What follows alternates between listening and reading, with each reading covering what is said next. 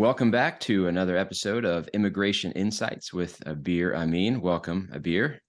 Hi, Jim. How are you doing? Hey, great to see you. Thank you for taking the time out to join us again. My pleasure. So we're continuing our series on the H-2B visa. We spent quite a bit of time in our first couple of episodes just kind of doing a general overview, and so we're now just going to continue to progress through, all the steps involved in successfully obtaining H-2B visa workers. So in this episode, we're going to essentially progress to the next step. But what I want to do is do it based on the premise of saying that I am, Landscapers Incorporated. I'm a company that is looking to utilize the H-2B visa to obtain workers for my business. And so we'll kind of approach, I guess, the rest of the steps throughout these episodes in the H-2B visa with that mindset that I'm an employer looking to take advantage of this. And let's just kind of walk through all of the steps. And so to begin with, where do we start? What do I need to do to kind of begin this whole process of successfully obtaining an H-2B visa and being able to get workers that way? So the first step I feel is very important is to figure out, well, being a landscaping company, you to figure out which are the months that you're going to use, that you can make use of the extra workers, right? So, if you concentrate on summer services such as lawn mowing and stuff like that, then I would say it's summer. But then if you do winter stuff like snow shoveling or any snow kind of ice services, then I would have you do the winter months, right? So first kind of figure out what is your need. Where every time, once a year or twice a year, do you feel that you lack workers and you're running around looking for more workers to meet your business needs, right? And your contract needs. Once you have that figured out, then what you do is basically from that time around, you try to figure out as a landscaping company, if you are an employer who is going to be needing services during the first H-2B cap or the second H-2B cap, right? So the first H-2B cap, if you need for the first season, then you would make sure that your prevailing wage determination is done. You have a response for prevailing wage determination by November. Okay. So the first step. prevailing wage determination. Yes, prevailing wage determination. What is that? So what prevailing wage determination is, to put it very simply, is when we are knocking on the Department of Labor's door, right? And we're asking them to give us the appropriate wage for similarly occupied positions in that intended area, right?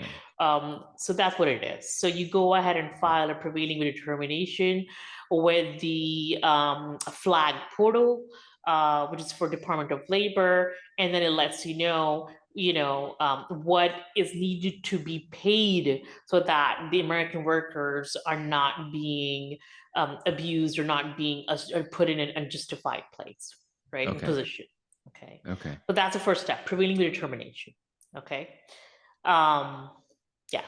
So as far as the time frame, so you mentioned, if we're looking for summer workers, then we would need to start at one time. If we're looking for winter, then we start at another time. So is there kind of a general time frame for how long this process would take? If I was looking for summer, when would I start? Or so if I'm looking to employ people from April 1st to November 30th, that's one time frame. I would make sure that my prevailing wage determination is filed by November. It takes at least 30 to 35 days for H-2B prevailing wage determinations to be issued. Okay.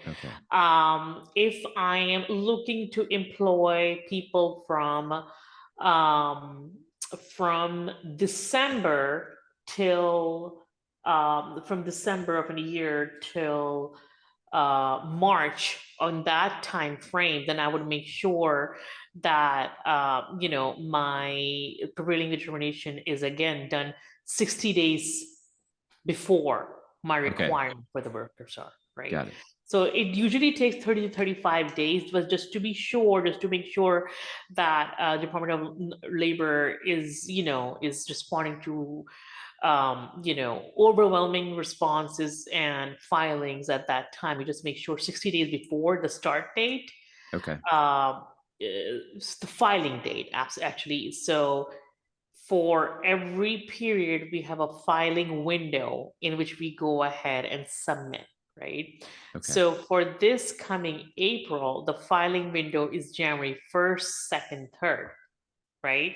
That's the filing window. And we'll talk about that later too. So I want to make sure before January 1st, I have a prevailing wage determination at least by December 15th, Okay. right? So file on November 15th, just to be sure. Got it. Okay. So it usually takes 30, 35 days, but to be safe, we make sure we give them double that. Exactly. Just to be Got sure. it. Got it. Okay. Yes.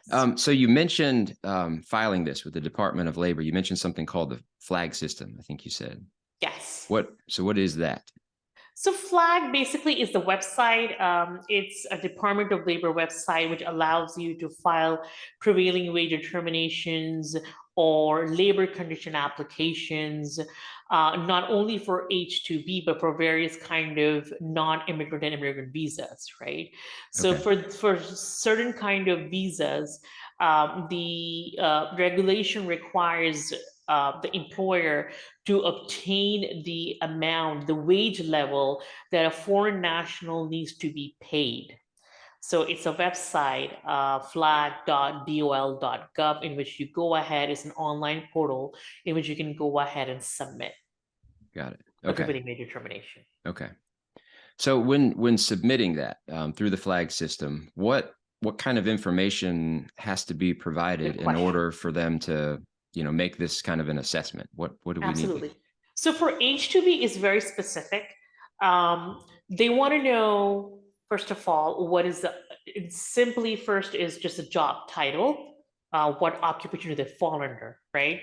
So for landscaping, it can be like a lawnmower. That's one.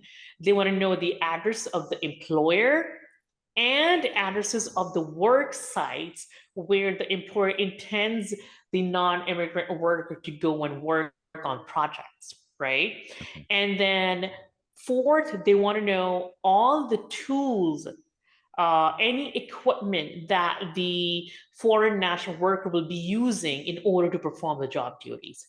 So as long as you have these four things covered, the job title, and also the occupation, where the address of the employer is, where will the employee be working at, the national work will be working at, right?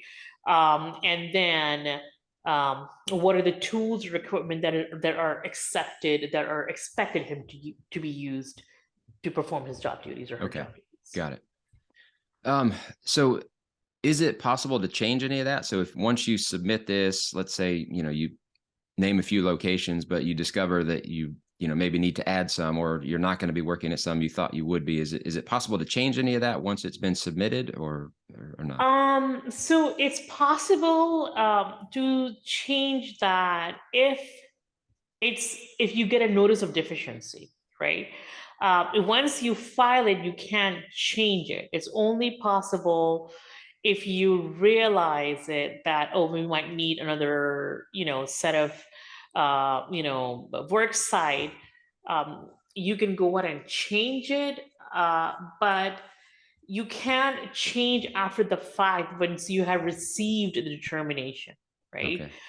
Once the determination is issued by the Department of Labor, it is possible to enter a site during, you can withdraw it. You can withdraw your preliminary determination, but to actually change or add another location is not possible once it's issued. Okay. It is only possible if you withdraw it or you refile it. Okay. So And you have to be careful. Is it a big deal to list locations that you end up Yes. not using? Yes. Okay. Yes.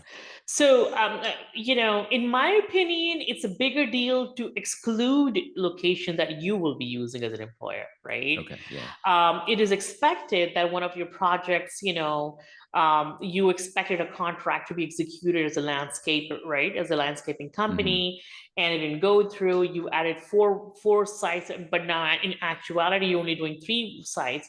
That is fine. That is not Okay. looked, by the Department of Labor with much scrutiny. However, if you don't add a site, and if there's a site visit by an officer, right, and they Hmm. don't find your worker there or in any of the site that you listed, and you say, oh, by the way, my worker is over at that particular location, but that wasn't listed in the prevailing determination or in the notice of acceptance, subsequently, then that's an issue. Then the employers Okay. are subject to fine. Yeah, That's a problem.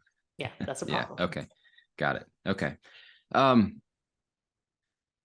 I guess last question. Are there any just common mistakes that you see? Yeah, Because since timing's important, you have to get it in early, allow them to absolutely. process. Are there common mistakes that you see that end up delaying things, or notice of deficiency? I heard you mention earlier. Is there? Absolutely.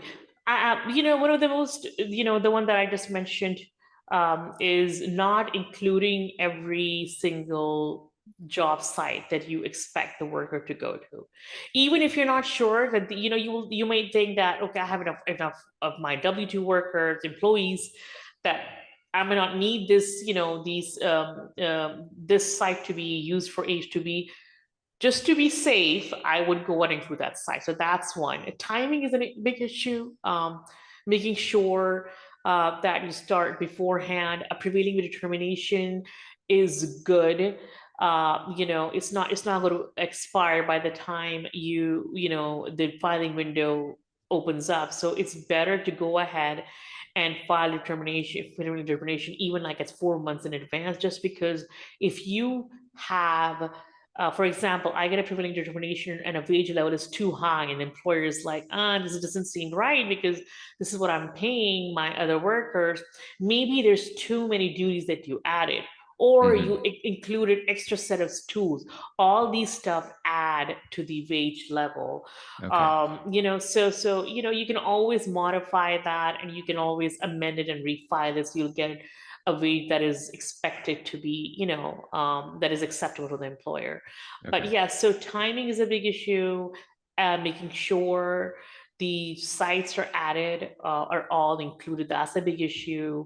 And second, and third, I'm sorry, including equipment, right? We have cleaning companies. If they're using brooms and mops, that's great. But then if you have cleaning companies who are using, to waxing equipment, right? Or Mhm. machines buffers. So that kind of, distinguishes the workers' needs and stuff like that. So just make sure that you have everything included. Got it. Got it. All right. And that pretty much was it. But any final words of wisdom? I think you may Just have one summed it up. last thing. Okay. I just feel a lot of homework can be done with the finances of the company, of doing the assessment of the company, and that leads to a note of acceptance, then to notice of deficiency, right? If you include your company's taxes for the last 3 years, company's payroll for the last 3 years, there's a good chance that your everything after that would be much smoother, and you can expect good results. Okay. So that would just be part of the initial submission for the prevailing wage determination. You would just Not include for that. the prevailing determination, is the step after it, is in the Got it. 3-day window filing, Okay. in which we submit another form, which I think we will talk about in the next episode. So yeah, Good lead so in. maybe exactly.